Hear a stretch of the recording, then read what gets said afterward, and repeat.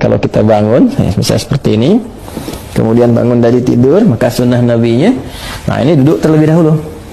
Ya, duduk dulu. Nah, menenangkan diri dulu. Ya, jadi duduk ini bisa mengondisikan keadaan kita tenang terlebih dahulu. Aliran darah berlangsung dengan baik. Kemudian juga ya perasaan yang mungkin juga agak sempoyongan, belum stabil, ya kan? Kita stabilkan terlebih dahulu.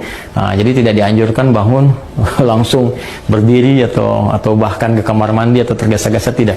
Kita mengambil keseimbangan diri dulu, biarkan darah mengalir dengan nyaman, nafas teratur, duduk terlebih dahulu. Ya kan?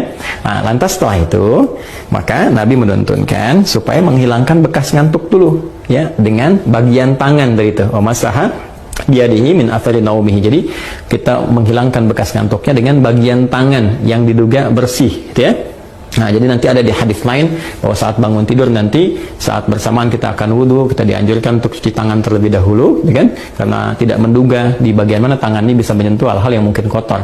Tapi kita bisa menilai dan menduga dengan kuat di bagian tangan mana yang sekiranya bersih untuk kita gunakan untuk menghilangkan bekas ngantuk. Misal seperti ini, gitu kan? Nah, atau kalau kita duga baik, bersih, kita gunakan seperti ini juga. Nah, apa tujuannya? Pertama, untuk membangun kesadaran terlebih dahulu. Ya, sebelum kita berdoa atau sebelum membacakan ayat-ayat atau kalimat thayyibah, supaya doa yang dibacakan, ayat-ayat Quran yang dibacakan, kemudian nilai-nilai spiritual yang dimohonkan kepada Allah itu tersambungkan dengan khusyuk. Ya, bisa khusyuk, bisa benar terasa dalam jiwa. Karena beda rasanya ketika Anda bangun tidur masih ngantuk berdoa, misalnya doa bangun tidur gitu kan, atau baca beberapa ayat dari Al-Quran, itu rasa kejiwanya akan berbeda dibandingkan ketika Anda menghilangkan rasa kantuk, ya, kemudian sudah mulai agak fokus, sudah lebih baik, ya. Kadang-kadang kan ada yang baru begini, bangunnya jam 3 kan, tapi yang begini, tiba-tiba lihat jam, udah jam 4 ternyata 1 jam nggak sadar begini kan. Nah, karena itu tidak dalam jeda yang lama, nggak pakai lama, jadi duduk, kemudian hilangkan bekas ngantuknya, seperti ini, ya, bisa demikian.